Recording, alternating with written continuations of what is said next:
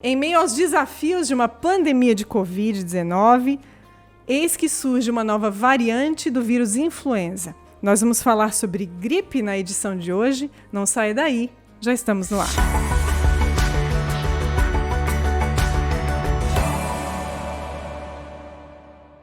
Na edição de hoje, então, nós vamos conversar com o médico pneumologista e intensivista, Dr. Lars Escobar. Tudo bem, doutor? Tudo bem, boa tarde. Muito bem-vindo, né, ao nosso Viva Saúde, né, esse espaço aqui para informar o público e também para buscar a prevenção. E para esclarecer diversos assuntos, e a gente não poderia deixar de falar da gripe, né, que em meio à pandemia de Covid surge aí um novo desafio, entender essa nova variante H3N2, do vírus influenza, que causa a gripe, né? E aí vamos tentar entender um pouco mais sobre esse assunto. A gente agradece a tua presença para que possa esclarecer esse assunto para a gente. Muito obrigado pelo convite, né? Estamos à disposição aí para tentar esclarecer mais alguma coisa ainda. Doutor, falando então sobre gripe, não tem como começar sem te perguntar qual a diferença entre gripe, Covid, resfriado. Normalmente um resfriado é um quadro que demora aí 2 a 4 dias, é um quadro não tão sistêmico, né? Um quadro assim mais leve. E a gripe, normalmente a gente tem vários tipos de vírus que causam gripe: rinovírus, adenovírus, vírus sincial respiratório, influenza A, influenza B, parainfluenza. E a gripe é um quadro assim um pouco mais exuberante, que o paciente vai ter febre, vai ter dor muscular, mialgia, dor de cabeça, às vezes dor de garganta, pode ter um pouco de aumento dos linfonodos das ínguas que a gente tem. E normalmente o quadro demora aí 7 dias, não passa muito mais do que 7, 10 dias.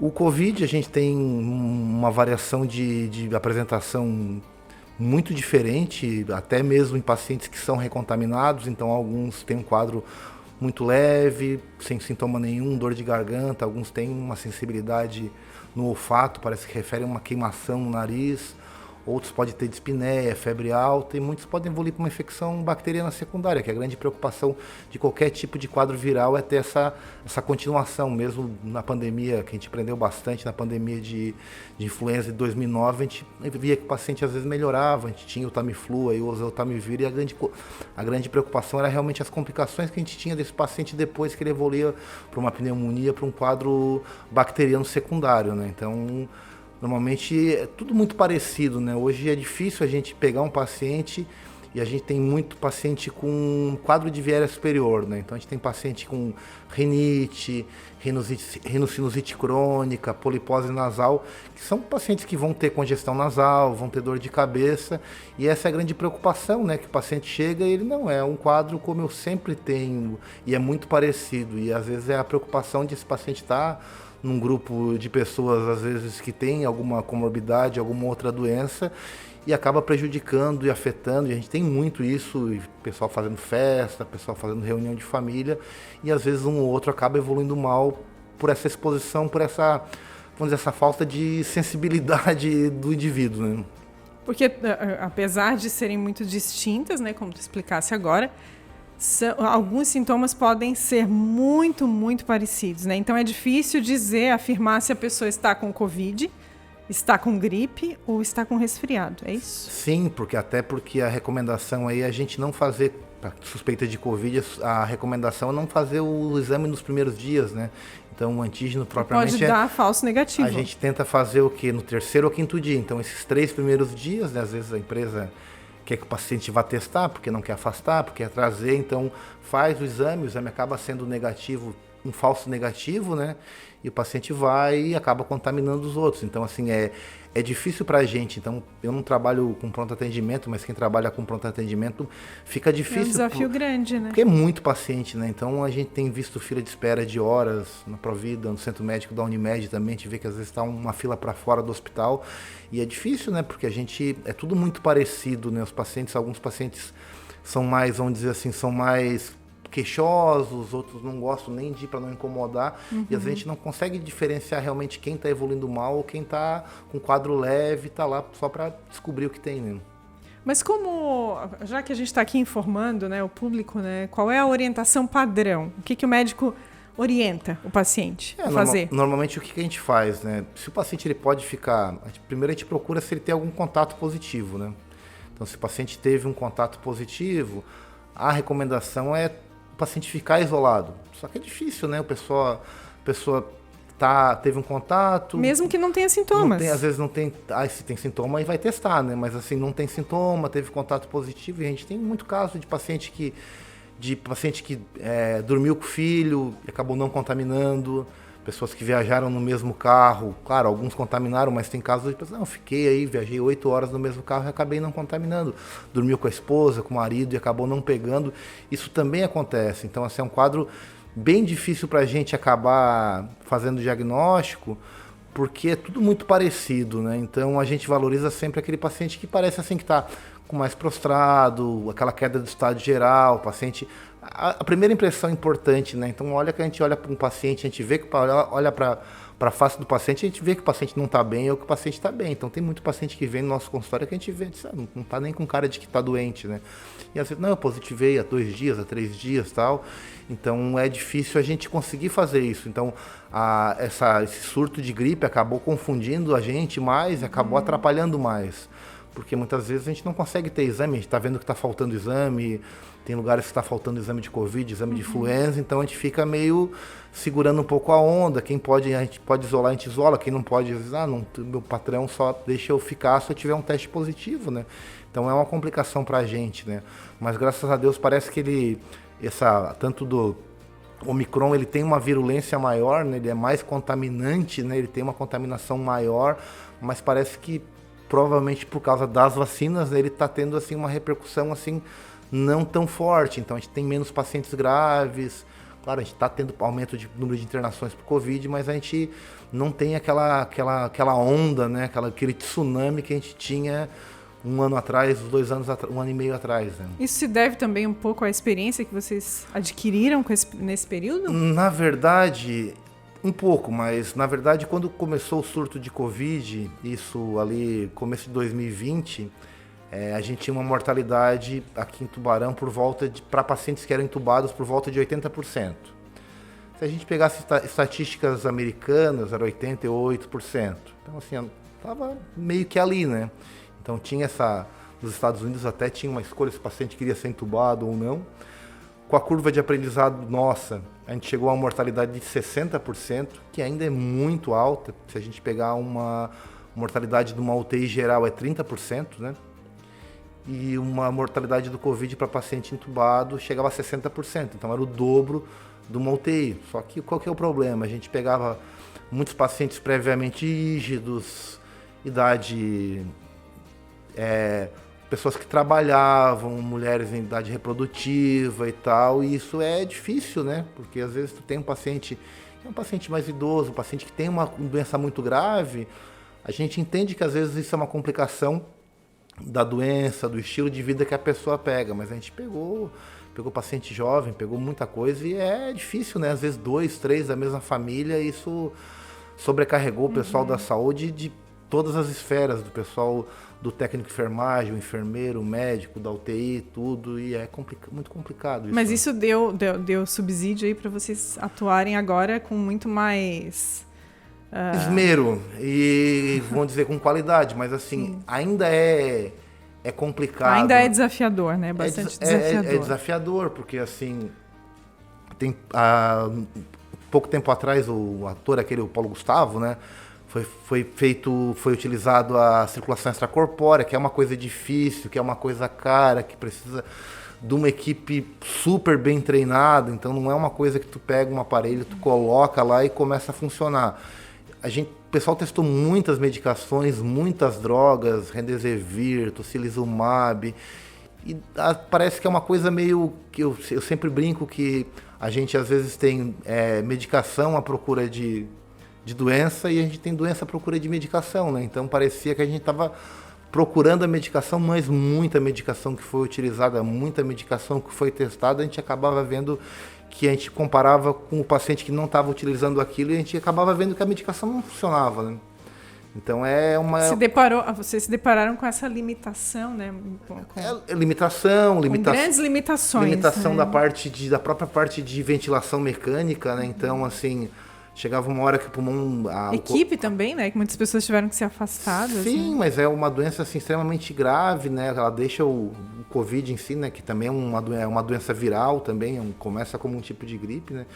É uma doença que deixa o paciente muito inflamado e é difícil de fazer a ventilação desse paciente, porque a gente tem que fazer uma ventilação, entre aspas, protetora, né? E é complicado. Agora falando da gripe, vou usar essa palavra que é bem popular, né? Me parece, a impressão que eu tenho é que depois que surgiu a Covid, a gripe, parece que as pessoas não se preocupam. Isso é verdade? Assim, as pessoas não se preocuparam tanto em se vacinar contra a gripe, contra o vírus influenza, ou não? Elas continuaram se vacinando e cuidando para não ter essa doença também? É meio que uma onda, né? Então, assim, eu sei porque, assim, eu não trabalho com pediatria, mas eu sei que as mães tendem a obedecer toda aquela parte de calendário vacinal da criança, então são orientados pelos pediatras.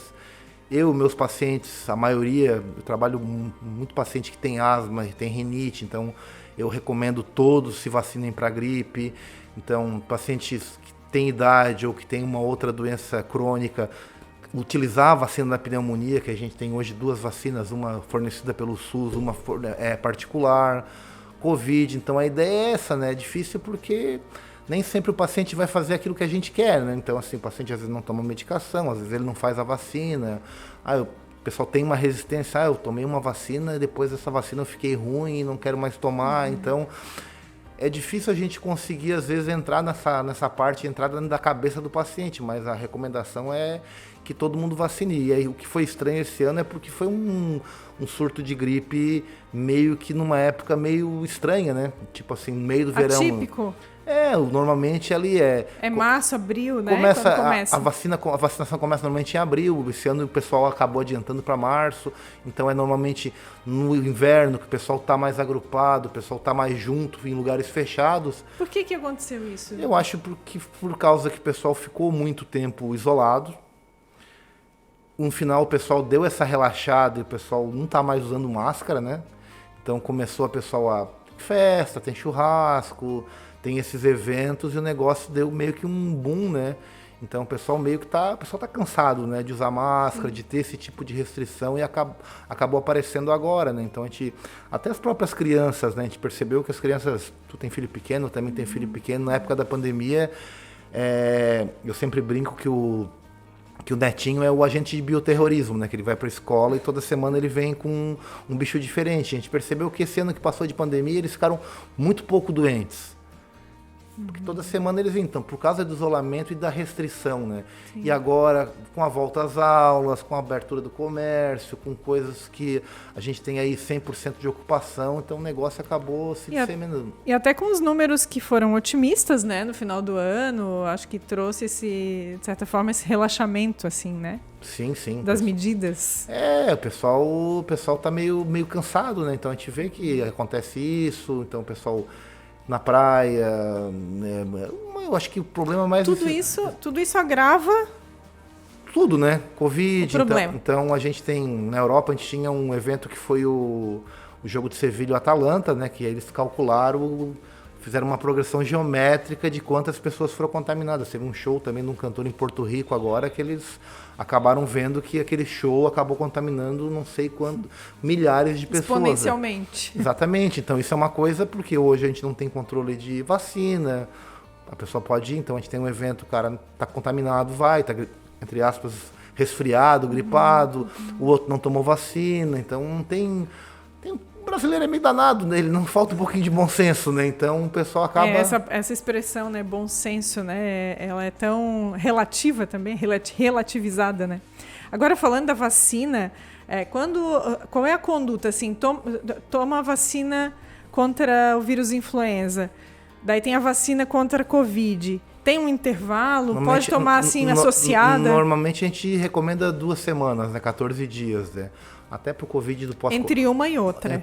E até paciente que teve Covid, que ficou internado, a gente pede para ele, depois de 14 dias do final dos sintomas, a gente acaba fazendo. Até para não confundir, né? Porque às vezes tu faz uma vacina, o paciente tem uma reação febril, daqui a pouco tu faz uma outra vacina em cima, daqui a pouco tu não sabe se ele está tendo um quadro viral associado, se é uma complicação da vacina, para às vezes não atrapalhar e tu, às vezes submeter o paciente a um tipo de tratamento desnecessário e dar um diagnóstico que de repente ele não tem, né? Essa preocupação de muitas pessoas, eu não vou tomar vacina porque aí eu fico doente, né, por conta da vacina. Por que isso acontece, doutor? Por que tem essa reação? É uma reação porque normalmente a gente usa o vírus atenuado, né? Agora tem vírus com memória genética, então a gente faz o quê? Tem uma reação do corpo, né? A gente criar anticorpo contra aquele vírus meio mortinho ali, isso é uma própria reação do nosso organismo para a gente criar anticorpo e criar imunidade, né? Hoje tem vacinas mais modernas, de RNA mensageiro, que tem toda uma outra coisa, outra tecnologia, mas isso é muito variável, né, de pessoa para pessoa. A gente sabe que tem paciente que fica 2, 3 dias, então eu brinco assim, a vacina não vai te matar, ela vai te deixar 2, 3 dias meio baleado, ali, meio cansado, daqui a pouco tu vai acabar melhorando, mas o pessoal tem muito medo da vacina, tem medo da reação, tem medo da tecnologia que foi utilizada, mas eu... De efeitos colaterais Efeitos também, colaterais, assim, demais, então assim, mas é uma coisa bastante segura, né? Na verdade, o exemplo que eu dou, né, que é um pouco, vamos dizer assim, um pouco direto, né, é como a gente está num trilho com um trem desgovernado, e a gente tem 1000 pessoas de um lado e uma pessoa do outro lado, né? Então, de um jeito ou de outro, o resultado não vai ser bom. Só que a gente tem o risco-benefício, né? Então, a gente teve, no caso, alguns anos, na época do influenza, a gente teve uma funcionária do hospital que deu uma doença neuromuscular, me lembro, é Guillain-Barré, da fraqueza muscular. É um caso em 1 milhão, né? Então, assim, é raro, acontece. Eu digo que as estatísticas, elas estão aí para isso, né? Mas quanta gente a gente consegue salvar, quanta gente a gente consegue tirar dessa zona de risco com a vacina. Então, é o que a gente... Tudo, né, é custo-benefício, risco-benefício. Então é importante a gente aventar isso, claro. Vai ter complicação, né, como a gente estava conversando antes sobre a miocardite. Então, quanto a gente tem de miocardite pós-Covid comparado à miocardite pela vacina? O Covid é muito mais, né? Tem colegas que tiveram miocardite por Coxsackie, por influenza, que tiveram restrição, que tiveram que parar de fazer atividade física, que alteraram o eletro, tudo isso, que tiver que fazer repouso vários meses pós-viral. É uma coisa bastante comum, né, que acaba acometendo, às vezes confunde com infarto no eletrocardiograma, mas a miocardite não é uma coisa assim tão incomum em relação a vírus, né? Inclusive pós-influenza? Pós-influenza. Tem um colega anestesista que ele teve e começou a ter falta de ar e tal, e aí foi consultar com cardio, aí o eletro que acabou vendo uma alteração que parece que está simulando um infarto, que é um supra, né, suprado eletro, e aí foi vendo, aí ficou 6 meses de repouso e tal, pelo vírus, né?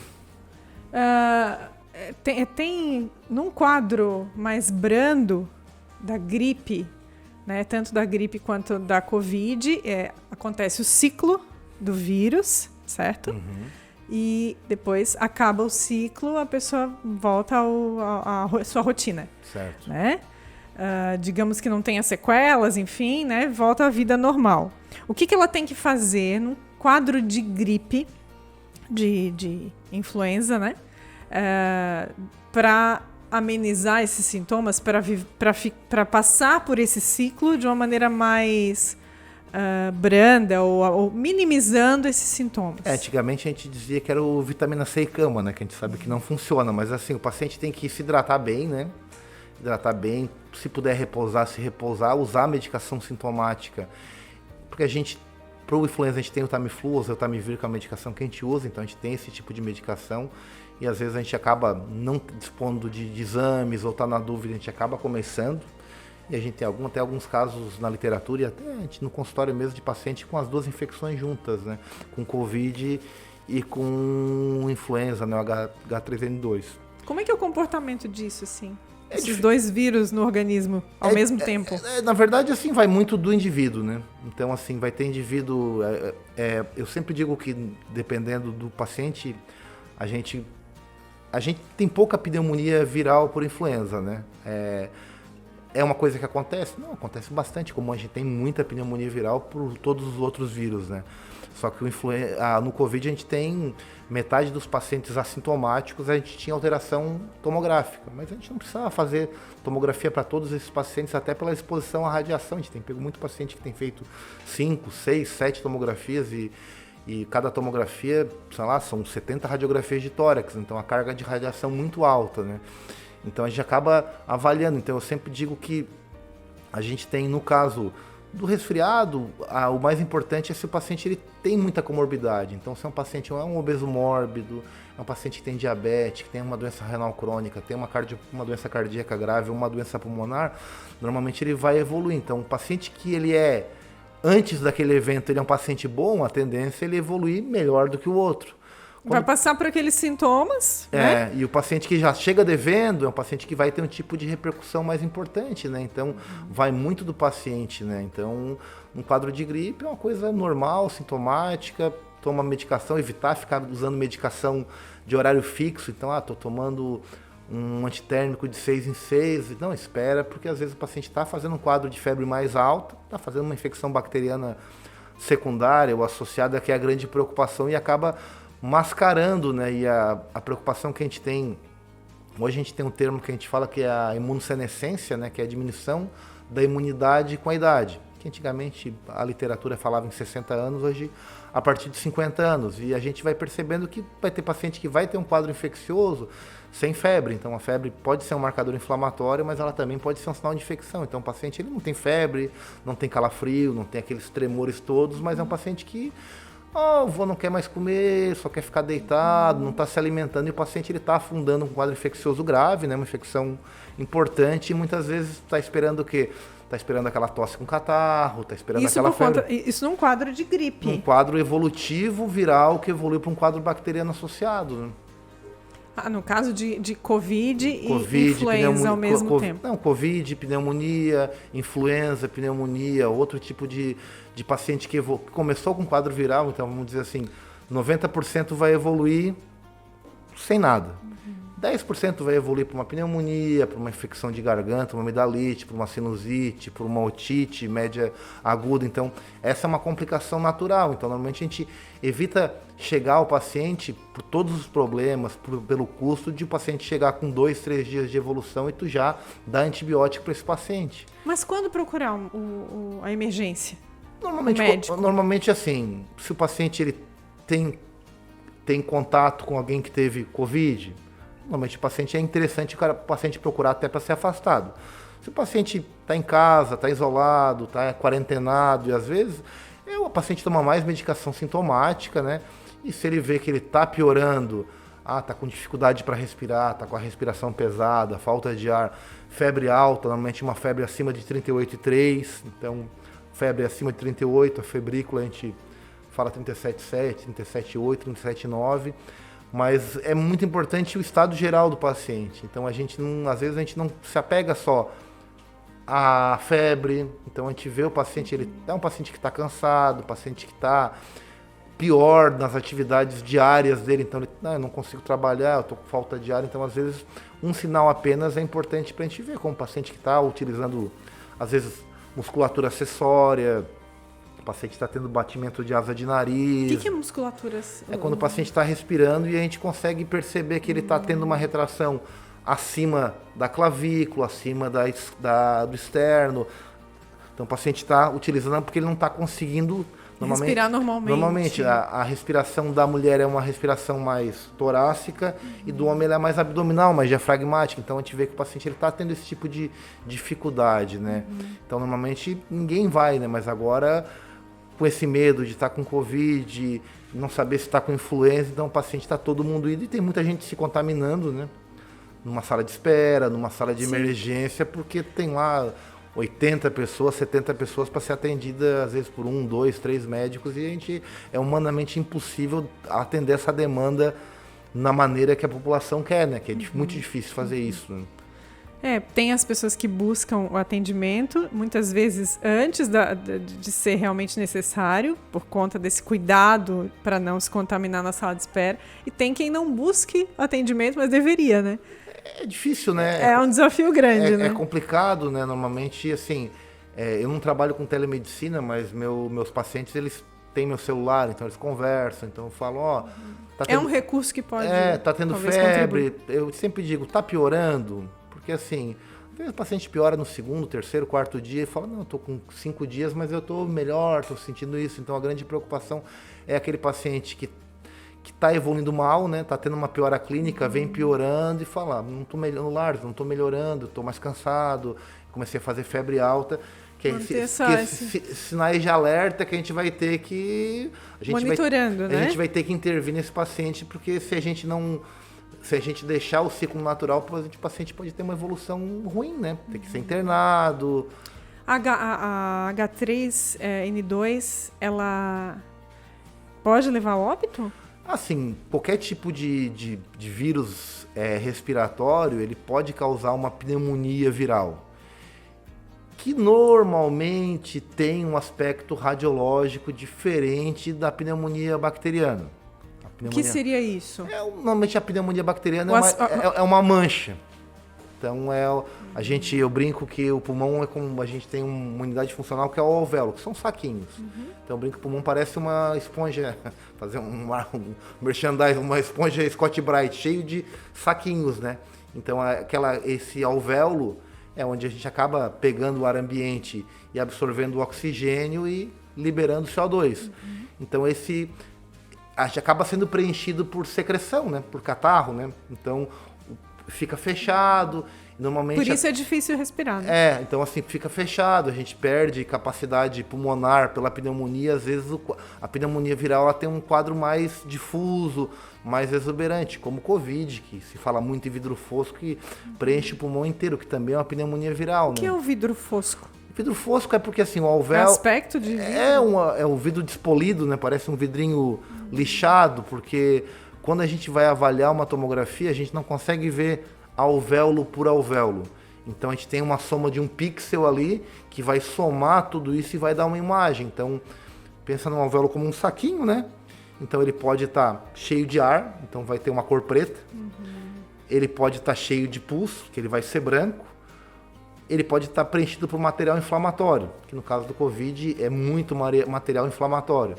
Então a gente tem um monte de alvéolo e na hora que a gente soma esse grupo, ele vai dar uma soma de um alvéolo que estava preto, com um branco, com um meio cheio, meio vazio, e vai dando essa imagem, que pode também ser inicialmente no quadro de pneumonia, ele pode ter um pouco de vidro fosco, e depois o paciente acaba fazendo uma consolidação, acaba ficando todo branco, né, todo velado, né. Então, quando a gente vai fazer um diagnóstico, a gente precisa de tudo isso, né, a gente precisa de um quadro clínico, de uma boa história, disposição, viajou, veio de algum lugar. A gente vai examinar o paciente se ele tem algum tipo de alteração no exame físico também.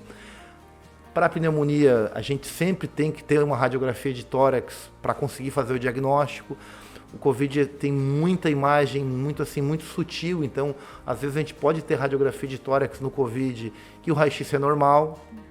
E a gente pode estar no quadro inicial do paciente, então a gente pode não ter isso também, mas a gente não tem obrigação de fazer nem tomografia, nem para quadro viral inicialmente, nem para quadro de pneumonia, nem de Covid, assim, em massa.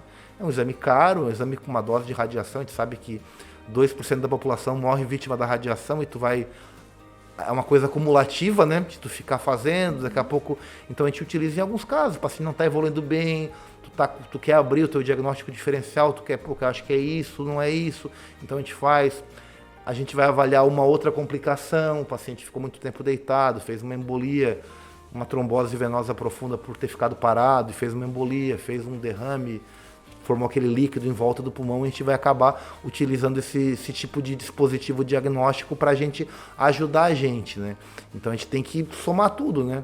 Somar o paciente, o exame físico, a história clínica e os exames de imagem, exames laboratoriais que às vezes podem mais atrapalhar do que ajudar. Então o exame ele é complementar, né? Porque ele complementa, então ele não faz diagnóstico. Então às vezes eu digo que às vezes o paciente tem um exame horroroso e o paciente está bem. E às vezes o contrário, né? O exame do paciente está bom e o paciente está muito ruim. Por isso que o paciente não deve se precipitar e ler o seu próprio exame. Depende, né? O pessoal é meio curioso, né? O pessoal é meio curioso, mas assim, às vezes a gente tem isso, né, que a gente chama de dissociação clínico-radiológica. A gente tem um paciente que tem um exame, eu tenho conhecido meu que é mergulhador, que o cara teve um Covid com mais de 50% de acometimento e voltou à vida normal. Normal, e paciente que teve 30% pela classificação de radiológica, que é um caso moderado, e o paciente foi internado, foi entubado. Então, é muito importante também como é que o paciente é antes do Covid, né? Ou do quadro viral. O paciente é um paciente ativo, está dentro do peso, faz atividade física regularmente, se alimenta bem, dorme bem. Normalmente esse paciente vai evoluir melhor. Não é uma garantia, mas é um paciente...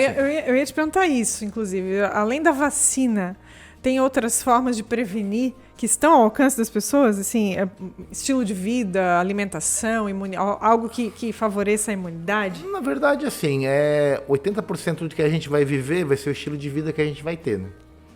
Então, assim, eu, como pneumologista, eu sempre falo isso para meus pacientes, que o cigarro, ele diminui a expectativa de vida em 8 a 15 anos e o estresse 20, né? Então, o estresse mata mais que o cigarro, né? Então, o paciente não dorme bem, se alimenta mal. Então, o paciente ele fica com uma resposta inflamatória, né? Pelo estresse, né? O estresse porque ele vai acarretar em hipertensão? Hipertensão, o paciente não come bem, o paciente às vezes pode ter apneia do sono, porque o paciente tem um aumento da circunferência cervical, um abdômen um pouco maior, aí fica liberando essa parte de catecolaminas, que é essa parte de noradrenalina. Então o paciente está acelerado, está taquicárdico, está hipertenso, dorme mal, se alimenta mal. Então o estilo de vida é importante porque a gente vê isso, né? A gente vê paciente com 40 anos que teve um infarto fulminante, o paciente fumava, é estressado, então é complicado, né? A gente tem muita gente que é workaholic, né? Trabalha e transfere todos os problemas para o trabalho, né? Na hora que a gente percebe isso, o tempo passou e a gente acabou não conseguindo mudar o estilo de vida. É difícil pro brasileiro, né? Parece que o brasileiro gosta mais de tomar remédio do que chegar. Tu tem que diminuir a quantidade de comida, tem que diminuir a quantidade de sal, tu tem que começar a fazer atividade física 3 a 4 vezes por semana, e isso tu fala, o paciente fala, não, então é melhor tomar remédio porque eu não vou fazer isso. É mais fácil, né? É mais fácil. Parece, né, mais rápido, enfim, mais fácil mesmo, né, entre aspas, porque daí vai trazer um resultado ruim nesse 80% dos resultados aí.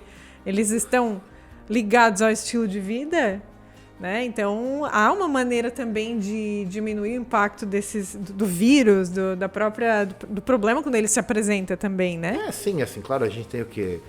Manter distanciamento, usar álcool, usar máscara, todas essas medidas gerais que a gente tem, né? Mas a gente tem, assim, a gente vai usar uma medicação que vai melhorar a imunidade. Então, o pessoal quer usar vitamina D, vitamina B12, complexo com zinco. E eu digo assim, às vezes, quanto mais longe do médico o paciente está, melhor para ele. Quanto menos medicação ele usar, sem indicação também é melhor.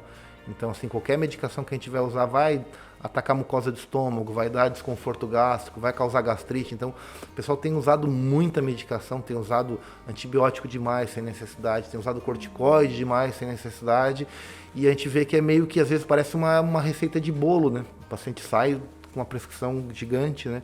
E a gente tem que entender isso, que a medicina é individualizada, né? A gente está em 4 pessoas nesse estúdio aqui, cada um é de um jeito, cada um é de uma maneira, e assim, cada tipo de indivíduo a gente vai ter que abordar e tratar ele da maneira que ele é, né? E é isso que é difícil, né? Porque às vezes tu faz uma medicina às vezes de massa, né? E tu não consegue fazer isso. O que mudou, doutor, dessa variante do influenza para a anterior? Na verdade, assim, a gente tem vários tipos de cepas diferentes, né? Então, assim, o grande boom, o grande aprendizado foi em 2009, né? A gente perdeu muito paciente. Que foi naquela epidemia de gripe A. Gripe A, exatamente. Então, assim, hoje as pessoas tinham muito medo, né? Hoje a gente tem... Não imaginavam que viria ainda pela pior, frente. Né? Mas hoje a gente tem, assim, a gente tá com um quadro mais leve, né? Um quadro que parece que também tem uma virulência. O pessoal tem pego bastante gripe, então a gente tem pego nas escolas da cidade, teve turmas que foram suspensas, mais de uma turma, mas assim, não está tendo muito tipo de repercussão assim, de pacientes graves relacionados a esse tipo de problema. Claro, não teve uma pneumonia bacteriana secundária que foi tratada, outro teve uma sinusite bacteriana, mas não é uma coisa que tem preocupado muito, né? O grande problema foi meio que a confusão que teve, né? Então, assim, o paciente chega, os sintomas são os mesmos, né? e a gente acaba ficando ali sem saber se o paciente está convidado ou ele está gripado, né? Então acaba mais atrapalhando a gente, né? Que trabalha com o saúde. médico, né? Que já tem os desafios ali dos casos de Covid, Sim, enfim, agrava esse problema, né? Essa vacina, ela muda, a vacina contra o vírus influenza, ela muda também todo ano. Por isso que é necessário fazer essa dose anual. Porque a gente, né, o ser humano, ele é composto de DNA e RNA. Então a gente tem uma dupla cadeia, né? E o vírus, ele é só RNA. Então todo ano ele vai mudando ele tem uma adaptação, uma característica que ele vai mudando, e por isso que a gente tem que fazer. A gente tem as vacinas da pneumonia, a gente tem hoje a pneumo 23, que é a cada 5 anos, acima dos 60 anos ou abaixo de comorbidade. A gente tem uma outra que é a pneumovalente a partir dos 50 anos. Mesmo adulto pode fazer essa vacina? Vacina da pneumonia, acima de 50 anos, ou quem tem algum tipo. E a da gripe a gente tem que estar todo ano fazendo a vacina, porque ela tem essa característica, essa mutação, né, no seu código genético, e a gente teve uma gripe agora, o pessoal foi vacinado em abril e não parece que a vacina que a gente tomou, eu também tomei a vacina da gripe, não parece que não pegou. Então provavelmente o pessoal está trabalhando, a indústria farmacêutica está trabalhando para tentar fazer agora. De repente eles vão começar mais cedo. Eu também não trabalho com medicina pública, né? Mas eu acho que provavelmente eles vão ter que, daqui a pouco, vacinar o pessoal. A campanha de vacinação. Uma sauna mais precoce, vão ter que mudar, mas acho que a gente, eu não quero ser pessimista, mas eu acho que o nosso futuro vai ser meio que essa coisa, né? Tem uma pandemia aqui, daqui a pouco da epidemia aqui, mas a gente está aí desde 2019, né? Então, assim, já estamos aí pro 3º ano e a gente está bem sitiado quanto a isso, né? Mas essa resistência do organismo, ela pode ser cumulativa também? Ela pode ter, assim, ir adquirindo resistência conforme o contato, porque acaba, não que se queira ter esse contato, mas acaba tendo contato ou via vacina ou porque foi infectado, e isso gera uma certa resistência também. Alguns têm falado que o que acontece fora do Brasil vai acontecer no Brasil depois, né? Então, porque houve aí uma postagem em rede social que circulou dizendo que seria o fim da pandemia por conta da Omicron. Exatamente. Né? O pessoal tem falado assim na África do Sul e alguns outros lugares que deu por ele ser mais virulento, ele ser mais contagiante, ele contaminou muita gente. Tem gente que fala que todo mundo vai acabar se contaminando agora de um jeito ou de outro, por ele ter essa capacidade de transmissão mais alta, e daqui a pouco ele dá um mês, 2 meses, isso não sou eu que estou dizendo, né? Alguns estudiosos falam que ele vai dar uma sossegada e meio que vai diluir. Não vai deixar de existir, exatamente, mas diminui. Diminui como a gente tem hoje o influenza. Tem um paciente com influenza grave. É possível conviver melhor. Conviver melhor. Harmoniosamente. Exatamente. Então, assim, a gente ainda tem influenza? Tem. A gente faz teste, acontece isso, mas parece que vai diluir e vai ter essa capacidade o pessoal adquirir esse tipo de imunidade, né? O grande problema é justamente porque a gente não sabe, né, quem que vai evoluir. A gente não teve paciente semana no Hospital da Cidade com 2 vacinas, que teve Covid, 95% de acometimento. Então, é muito individual, né? É difícil, né, a gente conseguir saber. Então, é uma coisa que a gente não gosta de brincar e nem falar isso, que tipo, então eu vou me contaminar rápido, porque eu vou ficar bom e daqui a pouco vai. E a gente percebe que o paciente, às vezes, é uma loteria, teve 2, 3 vezes a doença e continua se contaminando. Tem pessoas que ainda têm essa dúvida, assim, inclusive com relação à vacina contra a Covid. Por que vai se vacinar se ainda tem o risco de contaminação? Porque os efeitos são mais brandos. Exatamente. Tendem a ser mais brandos. Porque o risco de contaminação é menor, né? Então, a primeira vacina que eu peguei por ser da área da saúde, a gente tinha a vacina Coronavac lá, que aí reduz em 50% a possibilidade de tu se contaminar. Então já é uma coisa. Diminui o risco de 80% de ter uma forma grave. E algumas vacinas realmente tinham, parece que, uma eficácia melhor. A Pfizer, a Janssen e tal. Então, assim, a gente diminui o risco de contaminar e diminui o risco de ter uma forma mais grave, né? Não é uma garantia, né? Mas como a gente fala em estatística, né, ela acaba fazendo com que a chance de tu desenvolver uma forma mais agressiva da doença diminui, né? Então, assim, a gente pensa, se a gente tem que pensar nisso, né?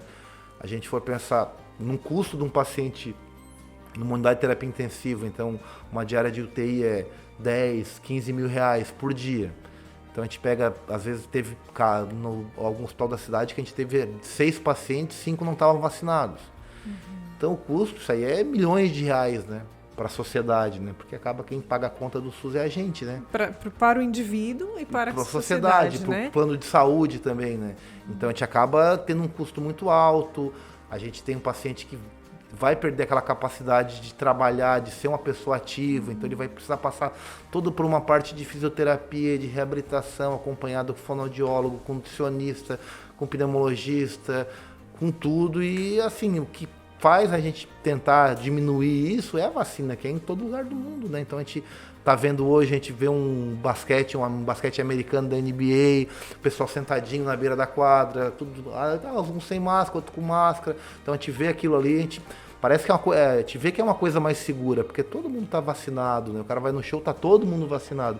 Enquanto que aqui tem gente que tá vacinado, tem gente que não tá vacinado, tem gente que tá gripado, tem gente que tá contaminado. Que não sabe o que tem. Exatamente. É, né? delicado, né? É um quadro bastante complexo, né? A gente está caminhando pro finalzinho dessa conversa. Viu como passa rápido, doutor? Muito obrigado pelo convite. E antes de te agradecer a presença mais uma vez aqui, eu quero fazer aqui deixar aqui um recado para o público.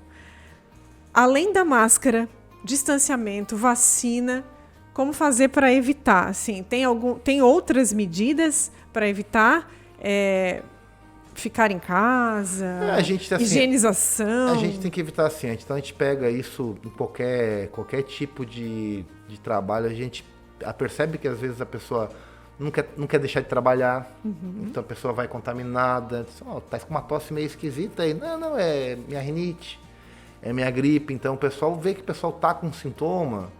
Isso é comum, isso a gente vê muito, e a gente própria da saúde, a gente fica brabo, porque assim o cara, fulano contaminou, fez o teste hoje, eu tive contato com ele ontem, aí assim, mas ele já devia ter sintoma, né? Então a pessoa, falta esse bom senso, né? Então o pessoal faz um churrasco na praia, teve 6 contaminados, mas aquela pessoa lá parece que estava gripada. Então, ter esse tipo de bom senso. No menor sinal, então, de sintomas, ficar alerta e ficar recluso. Porque, assim, o que é o problema? O problema não é, às vezes, a gente aqui, nós somos 4 pessoas saudáveis, né? E estamos de forma controlada aqui também, saudáveis, né? Mas, às vezes, tu vai almoçar, vou passar um final de semana, vou viajar para casa dos meus pais. E aí tu acaba levando esse tipo de vírus, né? Mesmo incubado ali com 2, 3 dias de sintoma que tu não sabe porque tu não tá com sintoma. E a gente demora às vezes 3, 5 dias para ter uma manifestação. E às vezes tu contaminar uma pessoa de 90 anos que tem comorbidade. Então é difícil, é isso, né? Então a gente fica com esse receio, né? Então tem muita gente que eu vou viajar, sei lá, Paraná, vou visitar minha mãe. O pessoal acaba testando, vou me testar antes, para ter essa segurança, né? Então o pessoal acaba pecando, e é importante a gente pecar mais pelo excesso do que ficar aquela coisa meio no oba-oba, né? Sim. Porque depois a gente não consegue se arrepender, né? Porque depois que o negócio desanda, a gente diz, será que eu tinha feito isso? Por que eu não fiz isso? Então é importante a gente ter esse tipo de bom senso. Essa cautela, né? Assim, eu tenho rinite, né? Então eu uso meu remédio da rinite todos os dias. Então, assim, eu sei que às vezes eu tô meio atacado. Então, às vezes, o que é diferente? Isso aqui não parece minha rinite. Eu tô com uma dor de garganta, eu tô com uma dor de cabeça, eu tô com peso. Aqueles sinais clássicos de perda de paladar, perda de olfato, isso aí, pelo amor de Deus, né? Então, assim, mas às vezes a gente não consegue diferenciar isso, né? Então a gente tentar avaliar assim, acho que não é legal eu ir, vai ter um churrasco da minha família, eu tô meio gripado, não vou, eu vou a tal lugar, então a gente tentar segurar um pouco a onda. Evitar isso. E o básico a gente tem que fazer, né? Muito bom. Doutor, quero te agradecer a presença aqui, esse tempo, né, que tu dedicasse aí para esclarecer esse assunto. que está super em alta, né? E precisa realmente de informação. Muito obrigada, Muito obrigado pelo convite também. Até a próxima. Acho que a gente vai ter muito assunto ainda para conversar. Eu venho sim, pode deixar. Muito obrigada. Obrigado. A gente agradece também a sua audiência, você que acompanhou o Viva Saúde de hoje. Não esqueça de mandar também a sua dúvida ou a sua sugestão para as redes sociais da Unimed Tubarão. Até a próxima edição do Viva Saúde.